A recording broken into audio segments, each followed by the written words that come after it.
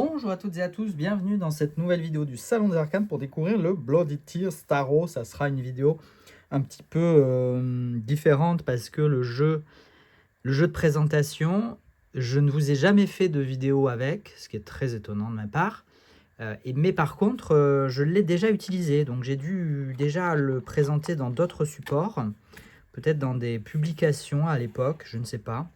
En tout cas, du coup, les cartes ne seront pas dans l'ordre, mais vous allez pouvoir découvrir ou redécouvrir ce Bloody Tears Tarot, qui est une édition Pentagram Publishing, qui est une maison d'édition ukrainienne, hein, et donc fabrication ukrainienne. Et le jeu, lui, a été créé, a été dessiné par Dimitro Rizak, voilà, que vous connaissez peut-être parce que Dimitro Rizak, cet artiste, il a la particularité de faire des illustrations à partir de stylos Bic, et particulièrement de stylos Bic multicouleurs, puisque là, vous verrez, on est dans des teintes très bleu-rouge, voilà. Colorimétrie très particulière, mais un jeu très intéressant et que du coup je vous propose pour la période actuelle, hein, celle d'Halloween. C'est un jeu autour de l'univers gothique, autour du conte de Dracula, donc autour de la figure des vampires, qui se prête assez bien, je trouve, à cette période-là, au moment où je vous tourne et où je vais vous publier la vidéo. Le jeu arrive dans une boîte solide, en 2 parties avec encoche, voilà. Elle contient le jeu de cartes et un petit livret qui est à la fois en anglais et en cyrillique. Je pense que c'est de l'ukrainien plutôt que du russe, hein, puisque vous savez que bon, la relation entre ces deux pays n'est pas forcément au beau fixe, donc à mon avis c'est plutôt de l'ukrainien que du russe, même si ça doit s'en rapprocher. Le livret est assez succinct, hein, on a à peine quelques mots-clés par carte, donc pas un livret des plus extraordinaires. 2 cartes, un petit peu de protection. Il faut savoir que les boîtes de Pentagram Publishing ne sont pas toujours très bien ajustées en termes de dimensions, et donc parfois c'est vrai que la boîte se ferme pas véritablement très bien, et vous voyez là par exemple, si j'attrape le couvercle, la boîte s'ouvre assez facilement, donc faites attention si vous avez des boîtes comme ça Pentagram Publishing lorsque vous les attrapez. Autre particularité de ces jeux, ce ne sont pas des jeux de très grande qualité, hein. C'est une maison d'édition indépendante ukrainienne qui a pas mal de références, hein, aujourd'hui, beaucoup de références qui sont en boutique, parce qu'il y a quand même des références très intéressantes.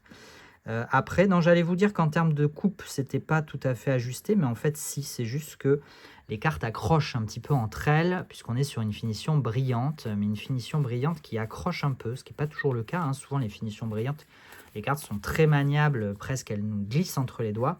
Ici, c'est une finition brillante un petit peu collante, des tranches neutres, voilà pour le dos qui est réversible. Et donc, je vous propose d'aller découvrir ce jeu. Au niveau de la qualité des cartes, je ne vous ai pas dit non plus. En termes de grammage, on est plutôt pas mal. Maintenant, en termes de papier et de finition, c'est ce que je vous disais, c'est assez moyen. Donc cette finition brillante, et on a quand même une belle souplesse, mais c'est vrai que les cartes font plus plastique que ce à quoi on a l'habitude sur des jeux indépendants et auto-édités. Et en tout cas, ce que moi je préfère, ce sont des finitions mates plutôt que des finitions brillantes, avec cet effet un petit peu plastifié. Donc je vous présente le jeu dans le désordre, hein. Vous m'en voyez navré, mais j'avoue, je n'ai pas eu le courage ni le temps de le remettre dans l'ordre avant de vous le montrer.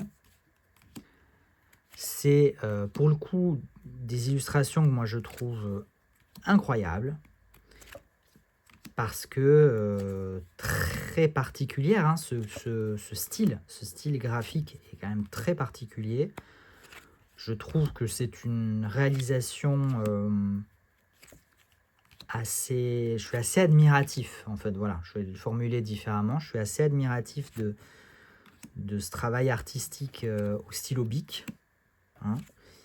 et le rendu est particulier, il faut aimer, mais vraiment, moi, je trouve que ça donne au jeu une ambiance, une atmosphère toute particulière qui renforce sa thématique. Je trouve que ça marche d'autant plus, parce qu'il y a eu d'autres jeux du même créateur.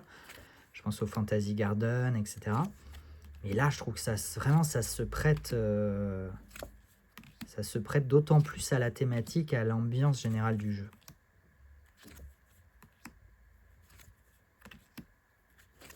Système Rider-Waite-Smith classique, là-dessus pas de difficulté ni de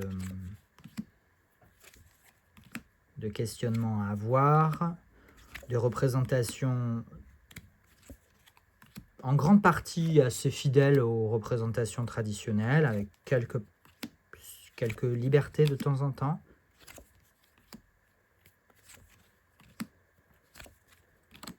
Et c'est un jeu qui commence à dater un petit peu. C'est pour ça que j'étais vraiment surpris de ne pas le trouver sur la chaîne YouTube. Je pensais vraiment vous l'avoir déjà présenté par le passé, mais en fait non.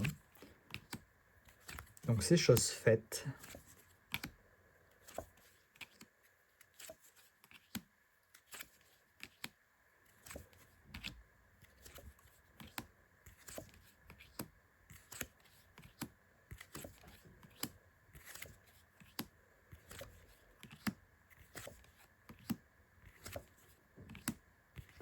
Et on finit avec la carte de la mort, si ça c'est pas incroyable.